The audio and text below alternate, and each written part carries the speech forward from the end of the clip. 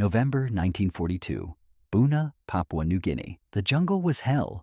American soldiers from the 32nd Division lay exhausted in their positions, staring at Japanese bunkers that seemed indestructible. For weeks they had attacked. For weeks they had failed. Men were dying from malaria, starvation, and enemy fire.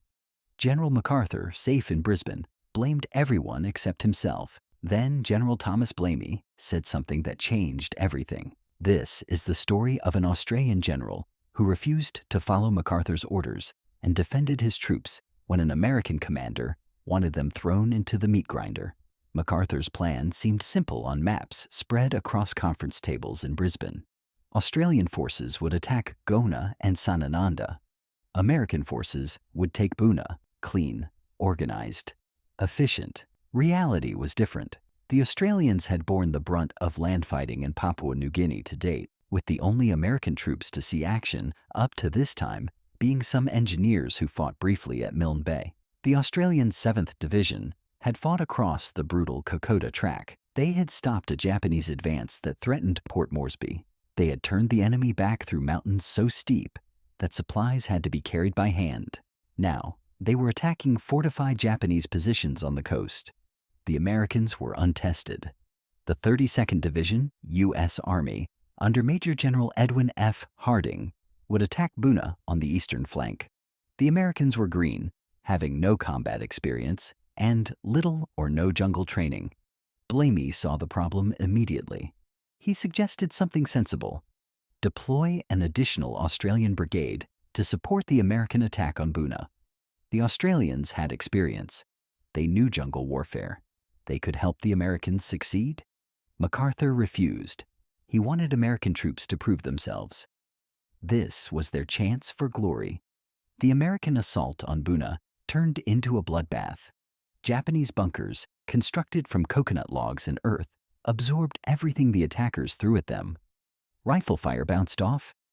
Grenades exploded harmlessly outside. Mortars made small dents, but achieved nothing decisive. American soldiers crawled through mud and kunai grass, trying to reach enemy positions. Machine guns cut them down. Snipers picked them off one by one. The casualties mounted. Progress measured in yards cost dozens of lives. Disease made everything worse. Major Martin O'Hare, Australian 1st Mountain Battery, claimed that some of the Green Americans were feigning sickness or accidentally shot in the hands and feet while cleaning their rifles. Whether true or exaggerated, morale was collapsing. The Americans had been promised air support would win the battle. It had not. They had been told Japanese defenses would crumble quickly. They had not. Men were dying in an operation that seemed impossible. MacArthur's response? Blame the troops. He told Washington that American soldiers were not fighting hard enough. He fired General Harding. He brought in Lieutenant General Robert Eichelberger with dramatic instructions. Take Buna or die trying. Meanwhile, Australian forces faced even tougher opposition at Gona and Sanananda. Despite suffering heavy casualties, they kept fighting. They adapted tactics. They found ways to destroy bunkers one at a time. Progress was slow but steady. A high-level meeting was called at Port Moresby. The American offensive at Buna had stalled. MacArthur wanted more troops thrown into the attack.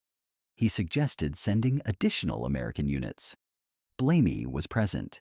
He had been overseeing operations from Port Moresby, watching both Australian and American forces struggle against fanatical Japanese resistance. He understood what was happening at Buna better than MacArthur did from his headquarters in Brisbane. When MacArthur proposed sending more Americans, Blamey spoke up. Blamey, at Port Moresby overseeing operations, objected, stating he would rather put in more Australians as he knew they would fight. The room went silent. Blamey had just told MacArthur that Australian soldiers were more reliable than American soldiers. He had publicly questioned the fighting ability of American troops. This was not diplomacy. This was blunt truth delivered without sugarcoating. According to Lieutenant General George Kenney, the commander of Allied Air Forces, Blamey frankly said he would rather send in more Australians as he knew they would fight. It was a bitter pill for MacArthur to swallow. MacArthur could not argue. His American division had failed at Buna. Blamey's Australian divisions had succeeded at Milne Bay, fought brilliantly on the Kokoda track, and were making progress at Gona despite horrific conditions. The record spoke for itself. This moment revealed something fundamental about Blamey's relationship with MacArthur. Unlike many Allied commanders who deferred to the American general, Blamey fought for his troops. He protected Australian interests even when politically inconvenient. Blamey was able to say to MacArthur that he would prefer Australian troops over American because he knew that at least the Australians would fight. Given the recent events, MacArthur couldn't really argue. The Australians captured Gona in early December. It fell after brutal close-quarters fighting. Australian soldiers had crawled through swamps, endured constant artillery fire, and fought their way through one of the strongest Japanese defensive positions in the Pacific. At Buna, the American attack finally succeeded only after Australian troops arrived to help. Experienced Australian units showed the Americans how to approach Japanese bunkers. Australian artillery supported American infantry assaults. Together, they finally broke through. Buna fell in early January 1943, but the cost had been enormous. The death rate at Buna and Gona, on Papua's north coast, was vastly greater than it needed to be. The Australians lost 3,471 casualties in the long campaign, of whom 1,208 were killed. MacArthur claimed victory in press releases. He mentioned American heroism extensively. Australian contributions were barely acknowledged. This pattern would continue throughout the war. Top Aussie commanders like General Thomas Blamey, who had to deal with the general's abrasive command style personally, felt they were treated as second-class allies and ignored in decision-making. They also seethed that MacArthur's self-aggrandizing press releases often left out that Aussie troops were on the front lines. But Blamey had made his point.